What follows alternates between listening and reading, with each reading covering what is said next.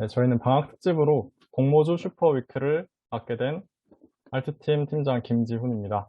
네, 목차는 공모주 소개부터 청약 방법, 그리고 저희가 생각하는 앞으로의 전망까지 준비했습니다. 이번에 주제를 공모주로 선정한 이유는 최근 증시를 보면은 카카오뱅크 뭐 상장이다, 뭐 따상 간다 이런 말이 많이 들립니다. 근데 실제로 저도 공모주 청약을 하고 있는 입장에서 되게 상대적으로 낮은 시드머니를 가지고 있는 대학생들이 용돈 벌이를 좀 안정적으로 할 수 있다라는 생각을 가지고 있어서 모르시는 분은 소개받고 해보시면 좋을 것 같다 생각하고 이미 하고 있으신 분들은 그래도 좀 애매했던 부분이나 자세히는 모르는 좀 궁금했던 부분을 조금 알아가는 기회가 되면 좋겠다라는 생각이 들어서 이 공모주로 선정했습니다. 네, 본격적으로 소개를 하면은 공모주라는 공개적으로 모집하는 주식을 말하며 기업 설립 후 처음으로 한국거래소에 상장하는 주식을 청약을 받아서 배정받는 주식입니다. 뭐 주택 청약이랑 비슷하다고 볼 수 있겠죠. 그리고 상장을 하면 기업 입장에서 자금 조달을 할 수 있고 그에 따라서 뭐 재무 조정이나 구조 조정 그리고 뭐 국제적인 신뢰도랑 인지도를 올릴 수 있어서 기업 입장에서는 되게 좋겠죠. 그래서 상장을 하고 싶어 하고 많은 기업들이 그리고 투자자 입장에서는 공모가가 형성이 될 때, 다른 동종업계 기업들이랑 비교를 했을 때 더 메리트가 있어야지 이 공모를 하기 때문에 좀 할인된 가격으로 살 수 있어서 그 차익을 얻을 수 있다. 이게 장점으로 보입니다. 가장 큰 장점이죠. 그리고 제도가 시초가가 공모가 대비 최소 90%에서 최대 200%로 형성을 할 수 있어서 로우 리스크 하이 리턴으로 좀 기대값이 크다라는 장점이 있습니다. 하지만 이것도 물론 주식이기 때문에 만약에 뭐 괜찮은 성적이나 실적을 안 낸다 그러면 시장이 외면을 받아서 주가가 하락되거나 상폐가 될 수 있는 위험이 있다는 거는 알아두셔야 될 것 같습니다. 최근에 공모주 열풍이 지속된 데는 네 가지 이유가 있다고 볼 수 있습니다. 먼저 저금리가 장기화되면서 부동자금이 증가하고 개인 투자자들이 시장을 참여하면서 이제 증시가 화랑이 되면서 자기 돈이 몰리겠죠. 그리고 두 번째는 옵티머스 라임 사태처럼 사모펀드가 부실화되면서 사람들이 사모펀드보다는 이제 공모로 가자 이런 추세가 있는 것 같습니다. 그리고 가장 중요한 이유라고 볼 수 있는데 SK 바이오팜을 시작으로 좀 스타성 기업들이 활약을 했죠. SK 바이오팜 같은 경우는 150, 따상 이렇게 따따따상 이렇게 가는데 그래서 와 나도 이러면은 돈을 쉽게 벌 수 있지 않을까 하는 소문이 좀 형성이 돼서 공모주에 되게 참여를 많이 하는 것 같습니다. 그리고 원래는 잘 일반 투자자들도 돈이 별로 없어서 못했었는데 21년부터 균등 배분 제도라는 걸 가져가지고 나중에 말씀드릴 건데 소액 투자자들도 이제 공모주 청약을 할 수 있는 그런 날개를 좀 달아줬다. 그래서 일반 투자들도 많이 하니까 그만큼 뉴스가 많이 나오고 조금 이슈가 됐다고 생각하시면 될 것 같습니다. 이제 저희는 역사부터 공모주를 좀 볼 건데 역사는 뭐 미래다 이런 소리가 있죠. 그래서 어떻게 처음에 시작됐냐? 먼저 박정희 정권 때 1972년부터 증권시장을 활성화하겠다고 기업 공개 촉진법을 했습니다. 원래는 투기적인 분위기 때문에 그냥 투자를 하면은 다 이거 망한다, 패가 망신이다 이런 분위기가 엄청 많았는데 그거를 좀 쇄신시키고자 기업 공개 촉진법이라는 걸 제정하고 기업을 공개를 안 하는 곳들에게 좀 불이익을 줬어요. 그리고 공모가를 끌어올렸는데 주관사에게 시장 조성 의무라는 걸 부여해서 이 시장 조성 의무라는 6개월 동안 공모가 이상으로 주가를 무조건 유지해라라는 의무를 주관사에게 부여하니까 그러면 손해볼 위험이 전혀 없는 거죠. 공모주 청약하는 입장에선. 그래서 시초가가 최소 공모가 1.5배부터 시작을 하고 그러니까 이게 소문이 퍼져서 일반 대중이 공모주 참여를 시작합니다. 게다가 이때 중동 지역에 국내 건설업체가 되게 수주를 많이 따서 건설주가 붐이 일으켜서 코스피를 지수를 되게 많이 상승시켰어요. 그래서 시장이 같이 오르니까 공모주 열풍은 가속화되겠죠. 이렇게 쫙 엄청 많이 올랐어요. 한 900%? 근데 역시 영원한 주도주는 없듯이 지표가 악화하고 버블이 터지니까 증시 하락세가 생기고 이러면서 조금 공모주 열풍이 시들해졌다. 됐고 옛날엔 이렇게 됐다고 생각하시면 됩니다. 그리고 최근에 보시면은 이제 10년간 IPO 시장을 살펴보겠습니다. IPO 시장은 기업이 언제 상장할지 그냥 다 뒤죽박죽으로 불확실하기 때문에 변동성이 매우 큰 시장이다고 할 수 있는데, 근데 수익률 같은 경우에는 시장이 장세에 영향을 크게 받는 모습입니다. 이제 11년부터 19년까지는 평균적으로 한 30%의 수익률을 내면서 뭐 준수한 성적을 냈다고 생각하고, 그리고 20년 들어서부터 상승장이 찾아와서 뭐 청약률이 높아지고 수익률이 60%, 70% 이렇게 많이 증가하죠. 그냥 시초가에 매도했을 때 그만큼 이득을 얻을 수 있다라는 겁니다. 물론 그냥 1,000만 원 때려 넣고 이래도 몇 주 못 받으니까 그렇게 큰 수익은 못 낼 겁니다. 수익률이 높아도. 이제 역사로 좀 알아봤을 때 좀 이제 증권 시장이 상승세를 지속할 때 뭐 건설주나 뭐 주도주 가치 이런 게 상장을 한다. 그러면은 좀 흥행 가능성이 높다고 추론을 할 수 있을 것 같습니다. 나중에 전망을 알아볼 때. 이제 다음은 제도적인 부분을 알아보겠습니다. 제도 같은 경우는 사실 저희 일반 투자자가 그렇게 주의 깊게는 안 봐도 되는데 왼쪽 그림과 같이 좀 진행이 되고, 여기 3번 예비심사 신청해서 한국거래소에게 이제 심사를 신청하는데, 거래소가 되게 엄격한 기준을 가지고 심사하니까 뭐 이상한 기업은 상장을 잘 안 한다. 그래서 안정적인 투자를 할 수 있다라고 생각하시면 되겠고, 그리고 뭐 매매 전에 당연히 청약을 해야지 그 내 공모주 주식을 얻을 수 있다. 그거 정도만 알고 계시면 될 것 같습니다. 네, 이제 다음은 상장할 때 공모가 결정 과정을 알아보겠습니다. 상장을 준비하는 기업은 상장 과정을 준비하는 주관사를 선정하고, 그 다음에 주관사는 회사와 협의해서 밸류에이션을 합니다. 밸류에이션은 상대적 가치 평가, 뭐 PER이나 PBR, 뭐 EV/EBITDA 이런 걸 주로 쓰고, 기업에 따라서 뭐 절대 가치평가법도 뭐 쓸 수 있습니다. 그리고 가치를 산정한 후에는 뭐 일정 수준 뭐 할인율을 좀 적용해서 할인율에 따라서 희망 공모가 범위가 결정이 되고, 그리고 기관 수요 예측을 따라서 최종 공모가가 결정됩니다. 이 과정에 대해서 조금 더 자세하게 알아보겠습니다. 이제 대표 주관 회사는 수수료를 받을 수 있기 때문에 어떻게 선정되나 조금 궁금했습니다, 이게. 그래서 알아보면은 먼저 발행사가 마음에 드는 증권사들에게 입찰 제한 요청서를 발송을 합니다. 그러면은 그 증권사들은 이제 내가 참여를 원하겠다. 그러면 제안서를 다시 발행사에게 제출을 하고, 발행사에서 심사한 뒤에 이 조건이 가장 마음에 든다 하면은 그 주관사를 선정을 하는 겁니다.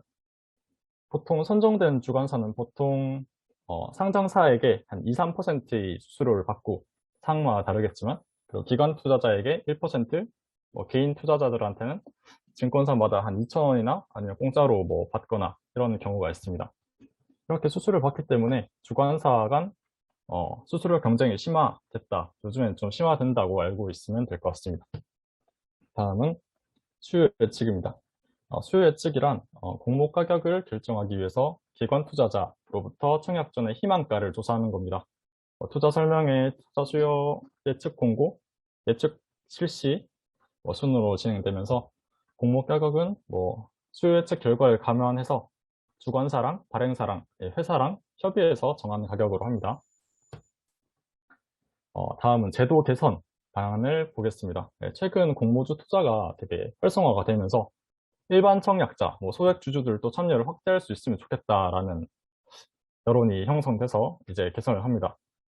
개선 방안은 형평성 제고, 그리고 배정 물량 확대, 그리고 배정 절차의 개선인데, 가장 중요한 게 형평성 제고입니다. 원래는 비례 방식이라고 쉽게 말하면 그냥 돈이 많을수록 뭐 경쟁률이 1000대 1이다. 그러면 뭐 1000만 원 넣어야지 한 주를 받는다. 이런 느낌으로 돈이 많은 사람만 청약을 받을 수 있었습니다. 근데 이거는 소액주주를 살지 못하니까 이제 2021년 1월 28일부터 균등 방식이라는 거를 뭐 절반 이상으로 채택을 합니다. 이 균등 방식은 그냥 건수에 따라서 뭐 내가 10주만 넣어도 이게 건수가 포함돼서 뭐 100대 1이다. 그러면은 뭐 그만큼 돈을 안 넣어도 그냥 그만큼 나누기를 해가지고 주식을 받는다. 이렇게 알고 계시면 될 것 같습니다. 다음은 배정 물량 확대인데 크게 중요하진 않고 그냥 원래는 20%의 개인에게 줬다가 이제는 뭐 25에서 30% 정도 부여한다를 알고 계시면 되겠고 중복 청약 행위를 제한해서 복잡성을 조금 줄였다 정도로 알고 계시면 될 것 같습니다. 이제 실제 시장에 상장했을 때 주가 흥행을 예상하려면 봐야 되는 요소를 조금 살펴보겠습니다. 첫 번째로 중요할 수 있다고 보는 게 수요 예측 경쟁률인데 이게 경쟁률이 기관의 경쟁률을 말하는 건데 경쟁률이 높을수록 관심이 많은 거니까 당연히 올라갈 확률이 높겠죠. 그냥 그런 거를 뜻하는 겁니다. 그래서 경쟁률이 좀 중요하다. 그리고 공모가 밴드 상단 이상 비율인데 이것도 똑같은 느낌으로 그냥 공모가 밴드 39,000원 초과 이 라인이 많을수록 더 인기가 많은 거니까 저평가됐다고 생각하는 거니까 오를 확률이 높다고 생각하시면 되겠고 그리고 두 번째로 중요하다고 보는 게 의무 보유 확약 비율입니다.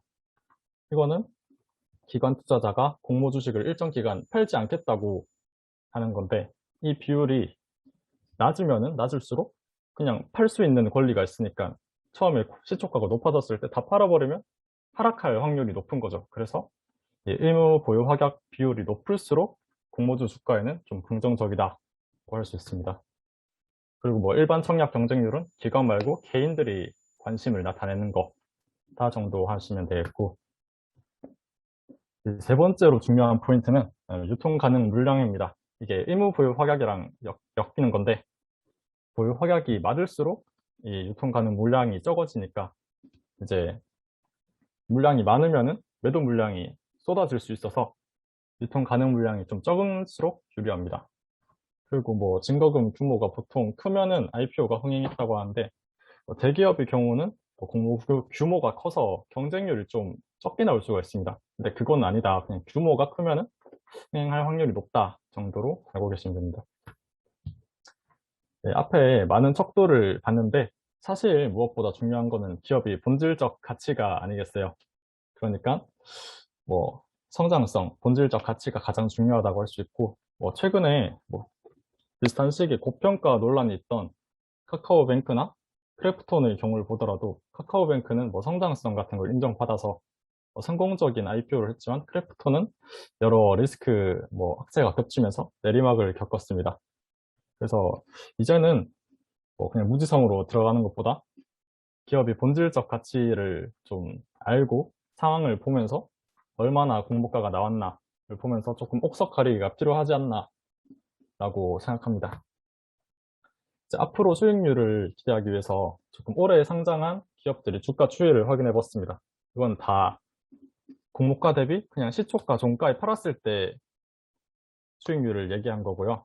왼쪽에 첫 번째 그래프는 올해 IPO 기업 51개 기업을 나타낸 겁니다. 여기서 종가보다 공모가가 시초가가 공모가보다 낮은 기업이 51개 중에 6개밖에 없습니다. 근데 공모가보다 따상한 160% 오른 그런 기업은 12개입니다. 그리고 전체 공모주 수익률을 봤을 때 그냥 다 투자했다고 봤을 때 평균 수익률은 68%가 됩니다. 아까 R1팀의 태응 하구님이 말씀하신 것처럼 20% 그것보다 3배가 높은 3, 4배가 높은 68%다 엄청 좋은 투자 수단이다 라고 생각하시면 되겠고 그래서 조금 로우 리스크 하이 리턴이지 않나 라고 판단됩니다. 두 번째는 올해 IPO 기업이 수요 예측 경쟁률에 따라서 수익률을 나타내는데 저희 팀은 가시적인 척도 중에서 수요 예측 경쟁률이 가장 중요하다고 생각해서 이걸 조금 나눠봤습니다. 살펴본 결과 수요 예측 경쟁률이 높을수록 수익률도 높다는 것을 볼 수 있죠. 여기서 특히 경쟁률이 1100대 1 이하인 경우에 수익률이 마이너스인데 아까 공모가를 넘지 못한 6개 기업이 다 여기에 속한다고 볼 수 있습니다. 그래서 그냥 이 점 참고하시면 좋을 것 같습니다. 다음은 이제 하반기 주목할 만한 공모주를 알아보겠습니다.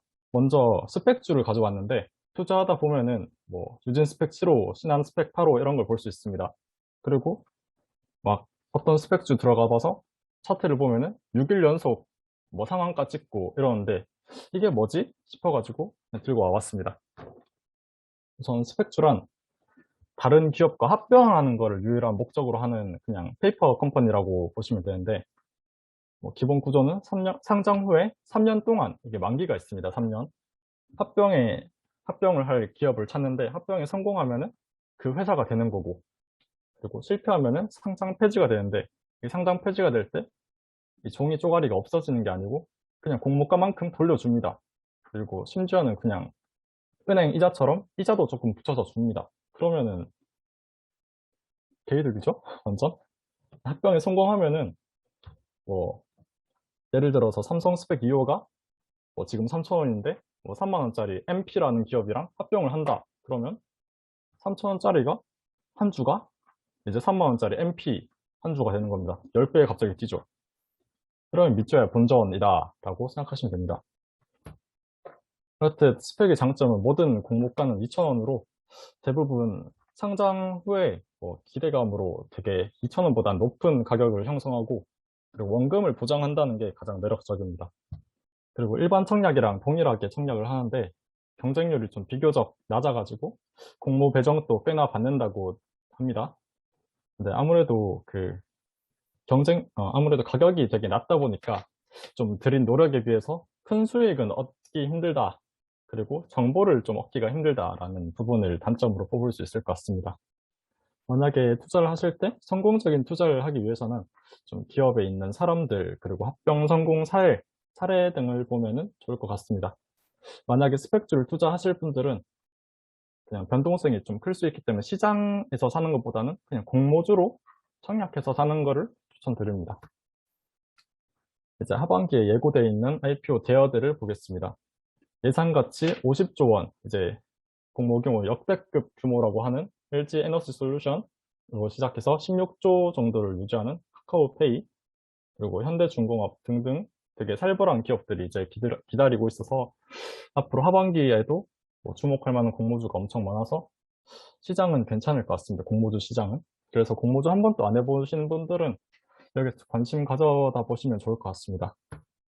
이제 마지막으로 실제 청약 방법을 알아보겠습니다.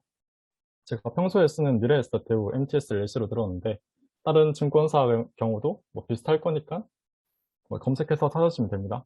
먼저 주관사 계좌 개설이 있어야 되고, 그리고 뭐 메뉴판에 검색으로 공모주를 칩니다.